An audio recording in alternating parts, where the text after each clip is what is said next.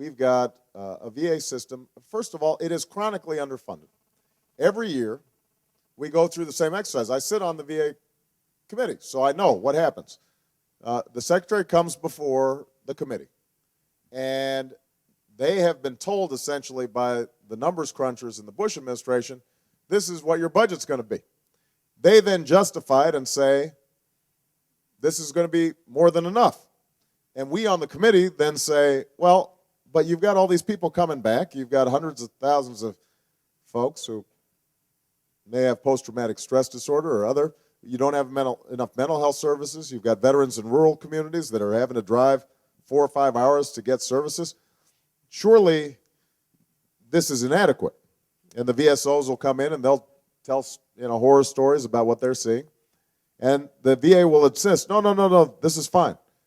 Then what happens, after the budget passes, about 6 months into the year, they'll come back and say, oops, it turns out we didn't have enough money. But what happens then is that people can't plan. People don't have, they're not prioritizing where these resources should go because they don't know exactly how much they're going to have. And that's how you start getting into situations where they start cutting corners. And so one of the things that I want to do, and this is outlined in the plan that many of you may receive, either already have or will receive maybe hopefully on the way out, is I want sound actuarial planning. I want people to know how many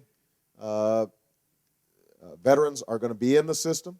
I want us to then work up our budget based on what those veterans actually need. I want a budget that is passed on time, and I want the budget fully funded.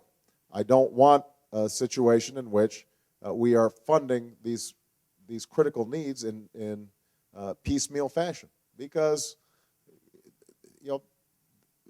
we can anticipate how many veterans are going to be coming home.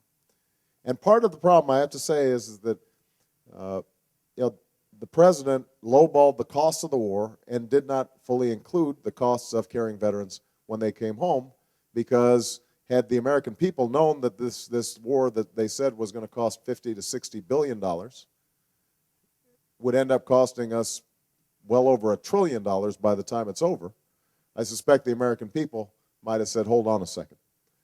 And one of the things I want to do is make sure that our veterans aren't suffering because of political maneuvering. That's going to be one of my commitments as President of the United States of America.